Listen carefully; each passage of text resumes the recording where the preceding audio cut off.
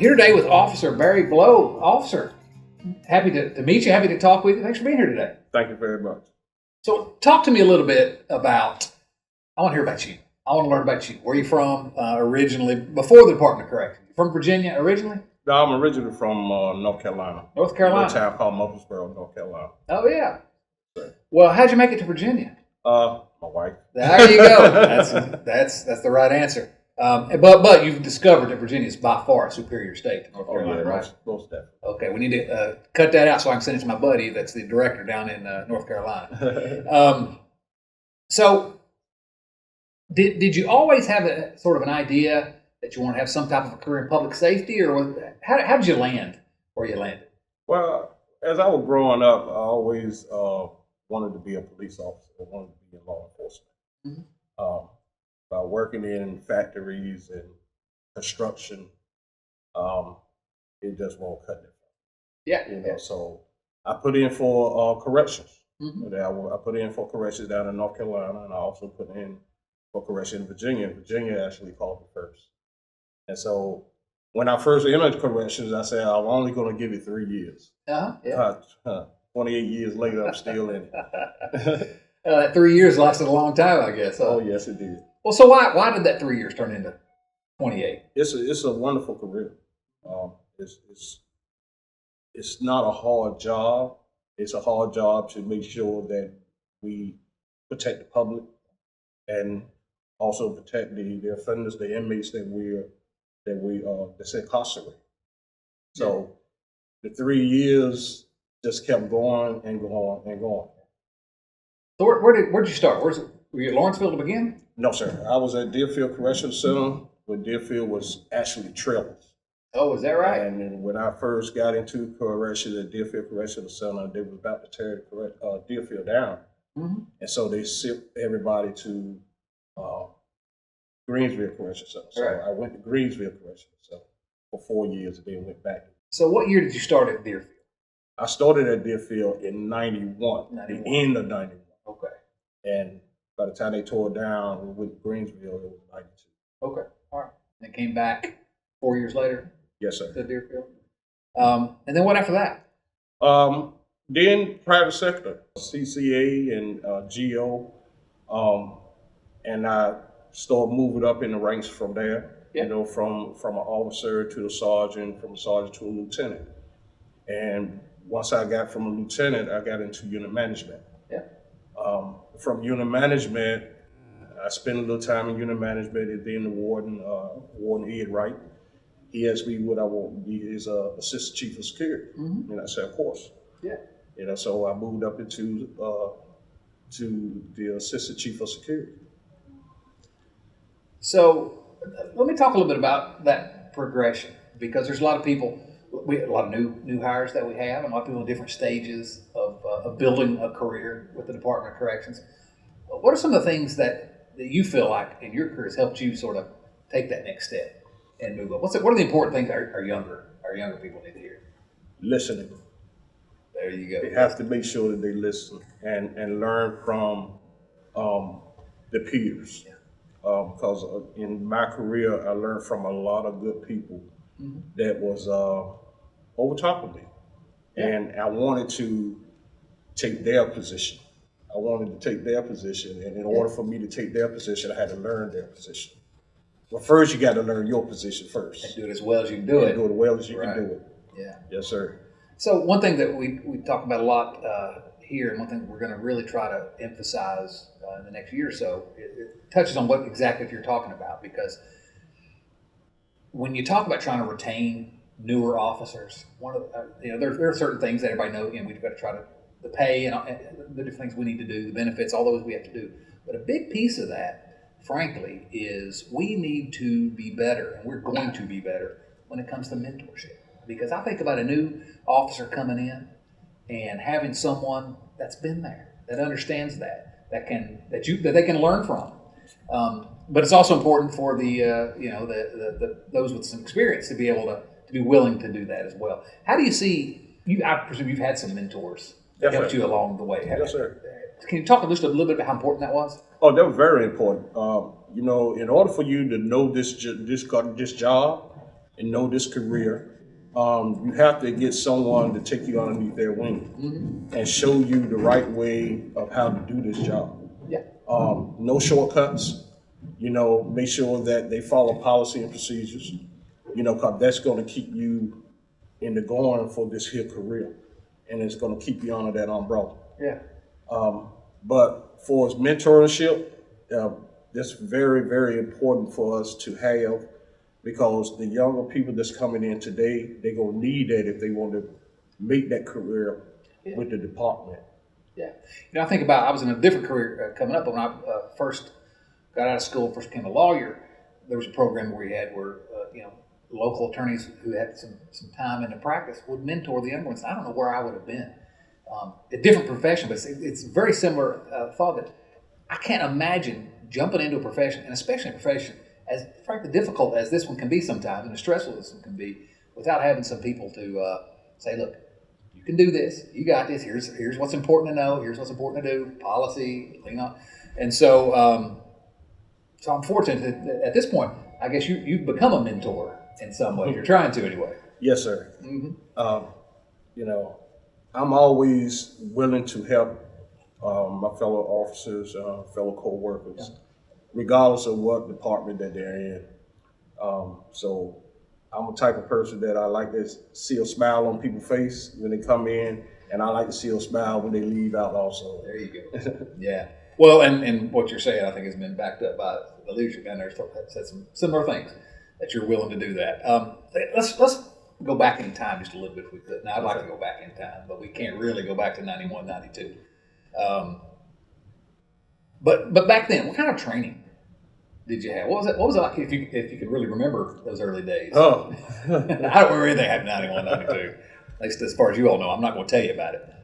Well, it's more hands-on training. Mm-hmm. It's more, and the way to learn this job here or learn this career is hands-on. Yeah. We can follow policy and procedures because that's going to be the key. But actually, how to do this job is hands-on. Yeah. Showing, telling, showing, and then getting that feedback. Yeah. So, again, I'll go back to compare my experience, but you can read all the policies. You can know them by heart. Same with law. You can know the law. Man, that's not doing the job. I mean, you have to know it, and that's got to be your base. Yes. But when you get inside an institution and you're faced with actual human beings that you're dealing with, you take some time to learn how that policy applies to what you do.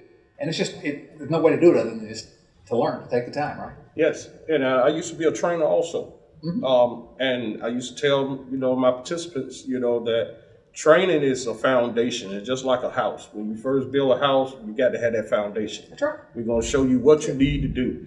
But your real training is going to come when you go out into the field and start working that facility and start doing the job. That's when your real training comes. That's when you really learn. Yeah, no doubt about it. But again, that comes back to having good people to help to teach that part of it. I mean, we have to have good trainers at the academy, and we have to have all that. Training has to be top notch, and we have to make sure. But we got to have mentors. We got to have people at the facility that can actually can show you. You have to have the people that you can count on that's going to make sure that they're going to be training the people that make them good officers and good staff members. Well, and that's another thing I want to kind of transition into, the people around you. How important is it to have people around you that you trust and that have your back, and that they know that you're going to have their back? Yeah, it's very important. It's one thing we got to learn too, that we come in and we deal with different type of personalities each and every day. And you may not like one another, but like us until we get out to go back home every day. As long as we're inside that facility, we're one. That's right. We're one. Have to be if it's going to work right. Yeah. Because it's us against them. Mm-hmm. And the inmates are going to stick beside another inmate regardless if they like them or not. Staff going to have to do the same. Yeah. Well, I can't overstate how important it is to have good staff that's willing to be a team and work together. I pointed out back here behind, we just added this to our boardroom because I want everybody that walks in this board, whatever we're talking about for the day, whatever big topics we're talking about, I want to see that right there. That's every day, that patch.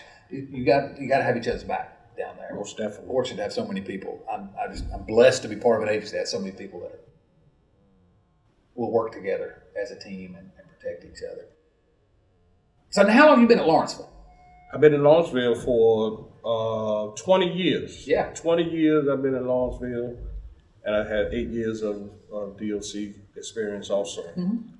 But 20 years at Lawrenceville. And back with DOC now. And back with DOC now. And we're fortunate to have you. What's it been like at Lawrenceville this last year? Last year, it's been a challenge. Yeah. Because for the simple fact is, it's a transition from private sector to DOC again. You know, but because of the experience that a lot of us have down there, we can fall right in. Yeah. We just have to go back through the DCJS training. Yeah. You know, which I have, and my other colleagues have also, and we got some that's still going through that. But it's been a challenge. Different type of inmates now, you know, and because for the simple fact it's more of a program facility now, in which we need that, you know, in that field, because for the simple fact we have to give the inmates something to do. Yeah. And if we could give them that programs that can help them if they get out, Yeah. I think we did our job. Well, that's just it. We talk about public safety a lot, and my highest priority is making sure that you guys are safe inside these institutions. But and that's a big part of public safety. Let's make sure that the court sent them to us, and we're going to make sure that everybody's safe around Virginia, but also our people on the inside. But the flip side is, more than 90% of these individuals are going home someday. Yes. And so, I worry that you guys don't see enough. We talk about our recidivism rate and how so many do well when they leave. That's because of the work that's being done on the inside. I mean, these are individuals that are living out in every community around Virginia and doing well because every single day you're there. The program is a big part of it, but you got to have, it's sort of a team approach with the programming, the education, security, and when all that works right, it creates incredible success stories. Oh yeah, most definitely. So tell me about what's a typical day for you these days? Because Lawrenceville, the mission has changed a little bit there, Yes. I think, in your time there. What's your typical day now? Just going into work, helping out everyone, making sure that everyone is safe. It's the most typical day. Doing what you are instructed to do. Yeah. Making sure that the public is safe. That's the yeah. number one priority. Oh, yeah. Making sure you enforce the rules and regulations. But typical day is making sure everybody gets out the same way that they went in, and that's safe and sound. Right. So I got to ask this question. What is all these years, 3 decades almost? I'm sorry, I didn't mean to say it that way. But what has kept you in corrections for so long? When you love something that you do, you just keep on seeing how long you can go. Mm-hmm. And I love to do this. Yeah. I love coming in every day, doing my job, making sure that, the facility is going to be safe, help out wherever I can, and making sure that everybody's going to be all right. So can you talk just a little bit about, we talk often about ensuring long-term, long-lasting public safety, how, and I touched on it a moment ago, but a correctional officer day-to-day, you got somebody that's just coming in. How would you explain to the new officer how important what they do, how important it is in terms of that long-lasting public safety in Virginia? I mean, I tell people all the time, if you can't be passionate about this job, I don't know what you can be passionate about. You are literally providing safety for Virginians. Yeah. So how do you explain that to a young officer? Well, when you come in, when a young officer come in and they put this uniform on, you have to wear it with pride. Yeah. It's a meaning for that. Because when you out in the public and people see you, you know, oh, you work for the Department of Corrections, you know. It's just like the military. Thank you for your service. Yeah. You know, for keeping us safe. You know, but you have to be dedicated of what you do. And I tell a lot of them, you know, sometimes this career is not for everyone. You know, if it's not, you know, you gave it your shot. Yeah. But if you are serious about this, so, you know, be mindful of what you do, be professional of what you do, and you can make this career work for you. And it's not for everyone. That's true. But for the ones that's right for, the way I put it, it's really right for. I mean, you can. It's a sense of pride. There should be really. I mean that when you come to work and you're wearing that patch and knowing that you are providing safety. What more higher ideal is there than that? You know. And also that. Well, I think people don't really understand, in the general public as much, is that you can, and it's my job to try to help them understand this, but you can build a career here in a bunch of different areas. I mean, you know, you can be an officer, but you can be a nurse. You can be there's so many departments that you can, you know, you can build a career in corrections with. You know, like you were saying, you know, you be a nurse, you can be a counselor. Right. You know, you can be that correctional officer and move yourself up to, you know, if you want to, the warden. Yeah. You know, opportunities for advancement. The opportunity is there for you if you want it. Right. But you have to want it. Yeah. Yeah, I talked to a lot of the other directors from other states, and I'm always impressed by so many of them started as officers. You know, I can't say that I did, but I'm always impressed with, and that's the way it is here too. You can start as an officer and work your way all the way up to the top, and say that's a big difference. Virginia's largest state agency, but there's plenty of room for advancement. What skills? This is kind of a tough question. But what skills do you think are the most important for a correctional officer to have? The skills that communication. You have to be able to be a good communicator, because for the simple fact you have to communicate with the inmates. The inmates is going to ask you questions all day long. They're going to ask you this and that, but you have to have good communication skills. Not only to the inmates, but also to your fellow peers. And also with a person that's just coming in, so you got to be able to communicate with them to actually keep them here with the department so that they can, you know, make everybody's job easier. All right. Well, actually, I think you may have already answered the question I was going to ask next, but maybe we can expound on it a little bit, because I think communication is probably the answer to how you build that rapport with the inmates. But can you talk about just how important it is? You come to work there, you go home, hopefully everybody goes home safely at night. But when you're there with people who are there, who live there. Mm-hmm. How do you build that rapport and make sure that the inmates understand that, number one, you got a job to do, but number two, that your job is to help them improve and do well? You got to treat them like humans. Yeah. Although they're incarcerated, but they're still human beings. You know, everybody did a little wrong in their life, just didn't get caught. But, you know, you treat them with the respect. You know, you respect them, they'll respect you. So respect goes a long way. Yeah. So, you know, treat them with dignity. You know, although they're incarcerated, you know, we still have a job to do. We're going to let them know that we got a job to do. And I'm do my job, but I'm still going to treat you with respect and dignity.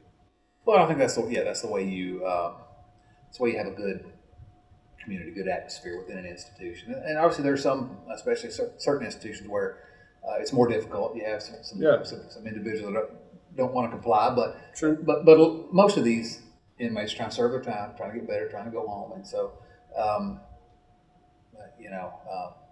treating with a little dignity can probably, I imagine, go a long way. It will go a long way. And you're right; they're human beings. You know, they screwed up, so they did. And we all know that. But how do we get from there to where they're back out in the community doing well? That's the question. You've been doing this a while. Yes, sir. And I imagine that you've heard I hear them all the time, some misconceptions that people have about the Department of Corrections and just corrections in general. The general public. What are some things the general public doesn't really get about corrections?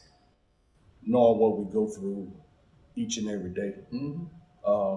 I guess a lot of times, you know, the general public may be looking at TV too much about prison movies and things of that nature and thinking that this is how it actually is on TV in real life in our prisons. It's not all about just carrying keys around in our pockets.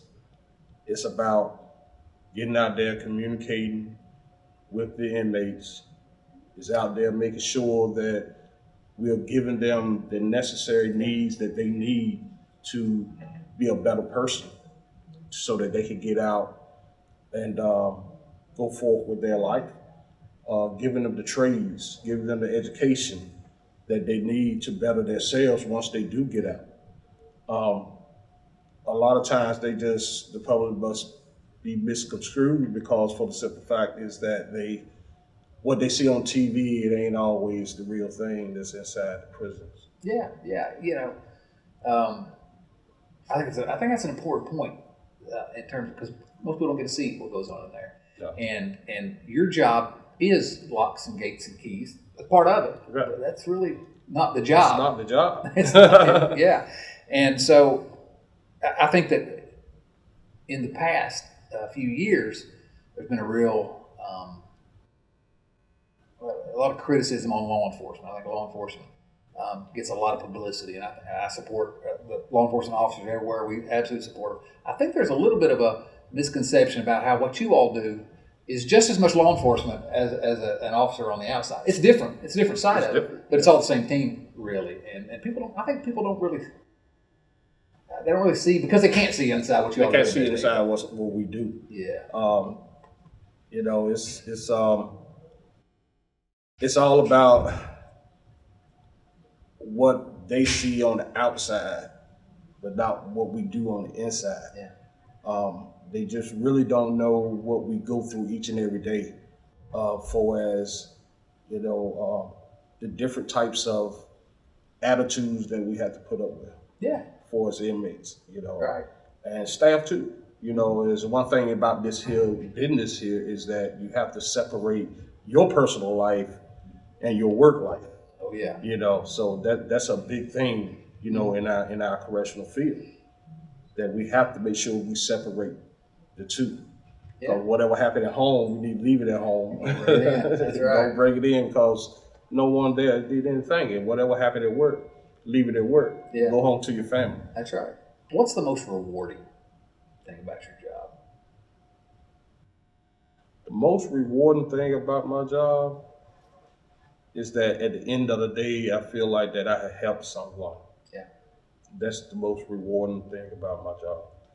If I could help, you know, one inmate, you know, if he needed something, for as in the guidelines of the facility, and if I help him to achieve that, Yeah.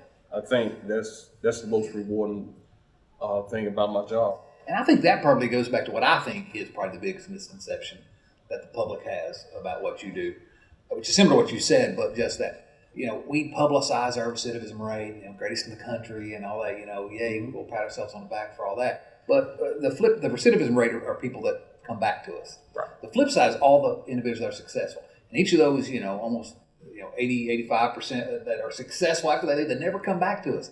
Every single one of those individuals was touched by someone from Lawrenceville, or someone from Red Onion, or someone from Sussex, or someone from Lunenburg. In addition to our probation parole officers who are actively every single day helping them to become successful. Every one of those success stories, you don't see the headlines about those success stories. They go get a job and do it. And it's because every single day somebody came to work with the idea that this job has meaning. Right. I can help another human being to be successful, and in doing that, help that human being's community be safe and, you know, not victimize other people. It's just, I guess it's really my job. I need to be singing from the rooftops how important what you guys do, because I don't think the public really sees what our correctional officers, all of our staff to institutions, and our probation parole officers, how they are as integral to the safety and security of average, ordinary Virginians like your family and like my family. Yes, sir. They don't see it, do they? No, they don't see it. They don't see it. They really don't. I see it. And you see it. You see Yes, that. sir. You see it. So let's say we got, the kids these days. We like to complain about the kids these days when you get to a certain age, right? But we're not going to do that right now. But we're going to talk about kids who may be getting out of high school, or you talked about how you thought you'd give it 3 years. Yes, sir. And how you came into corrections. What would you say to a kid who might be considering, or looking, I got a wide range of things, what do I want to go do? Why would you recommend, or would you recommend corrections? Well, first I would say if they know anyone in their family that had been in corrections before, and 9 times out of 10, a lot of them have. It's a family affair. It's a family affair. So yeah. Talk with them before you even get into it. Make sure this is what you want to do. Yeah. But if you're serious about this and making a career into this, good benefits, good pay. But the thing is that make sure this is what you want, because a lot of the kids that's coming in now, and a lot of the inmates are getting locked up now, it's basically the same age. Yeah. And they speak in that same language. So you have to be dedicated to this job to make sure that this is what you want to do. Mm-hmm. So regardless of the age, you're still gonna have a job to do. Got a job to do. But but there's a purpose behind it. There's a mission. And that doesn't mean something to everybody. But some people, you talked earlier, you thought we were going to get in some kind of law enforcement or something. Oh, yeah. Clearly that was something you like. I can serve the public here. Yes. Well, similar to that question a moment ago about what would you say to a young officer come up. Let's say you got the opportunity to hop in a time machine. We go back and talk to young Barry. Young Barry. What advice would you give the new correctional officer right after you started that you wish you knew back then that you know now? Probably a million things, but. The young Barry, make a good decision, make good, wise decisions. Because what I know now, compared to what I didn't know when I first got in, some decisions that I made wasn't good decisions, but I'm still here. And always strive to better yourself. There you go. Yeah. Always strive to better yourself. Hard to convince a young guy to think that long term, because none of us were at that age. We're not thinking about 28 years down the line, what's it going to look like. But you can build something here today. I think that's, everyone at Lawrenceville tells me that you're a good shining example of how you build a career here and really be a good public servant. Anything else you'd like to share with us about your career in corrections or anything? Not really. I mean, because what I did in this correctional field, I have moved up in rank. I have been in supervisor's positions. I know what y'all go through. And for you as the director, I know a lot of stuff is on you. But if you got good people that works with you, can make your job easy. Oh yeah. And that's one thing I like to stress out, in every correctional facility, is that once you got your good people in place, it can make everybody's job easier. Absolutely. And you can't beat that with a stick. And we do have good people everywhere. Everywhere. We do. And we always want more. Yeah. But you're right. That's when you have good people that you can count on, you can trust. The sky's the limit. Sky's the limit. Really, yeah. So, you have any questions for me? I'm gonna put you on the spot here. You got me here. No, this good. We'll turn the cameras off and let you ask whatever questions you got. I appreciate you, letting me have this opportunity to speak with you today. Well, you earned it. You didn't get in the seat by accident. You earned it over the years. You created a good reputation and a good career here, and I tell you, I can't tell you how much I appreciate it. I know you're one of those good people at Lawrenceville that they're talking about getting the job done. Thank you for that. I appreciate you. I appreciate you. Can I call you Barry? Yes, sir. You call me Chad, all right? All right, Chad. From now on. Appreciate you being with us today. All right, thank you so much.